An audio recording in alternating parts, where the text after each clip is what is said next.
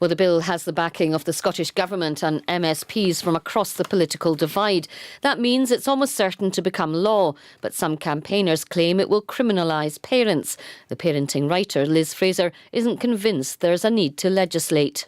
Well, I mean, it certainly would criminalise parents. Yes, if it were a crime to smack your child and you smack your child, you have then committed a crime. For doing something which I think many parents who don't smack their children and don't want to smack their children would say is actually, it's not a crime, it's something we don't want, but we don't need to go to prison for it. Well, Dr Stuart Waiton from Abertay University is a spokesperson for the Be Responsible campaign set up, in their words, to stop the assault on parenting. He'll be giving evidence to MSPs and Holyrood's Equalities Committee later today. Joins me now. Good morning. Morning. And what will you be telling the committee then, Stuart Waiton? Well, it's the Be Reasonable campaign, not the Be Responsible campaign. And the reason that it's called the Be Reasonable campaign is because we think there's already a very sensible framework for dealing with children, is that you be reasonable and you have reasonable chastisement. And I think, again, the problem here is that we have an elite group of politicians who are introducing something that the vast majority of people think is mad.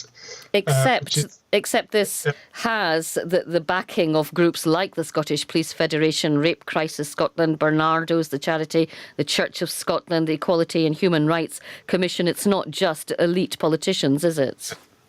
No, OK.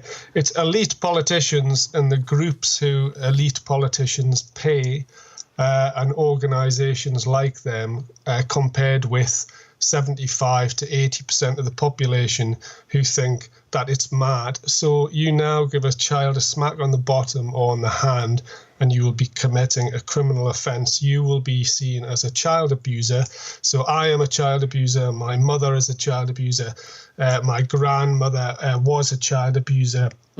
So on. So we create this framework, quite an unpleasant framework where politicians appear to be looking down on the public, the deplorables, seeing them as abusers of children and trying to equate the use of a smack on the hand or a smack on the bottom to violence and violence against adults, which is how Finney represents it. Although Children First, the charity does say that as the law stands at the moment, the smallest, most vulnerable members of our society, they have less protection from physical harm than anybody else. And that is the case, isn't it?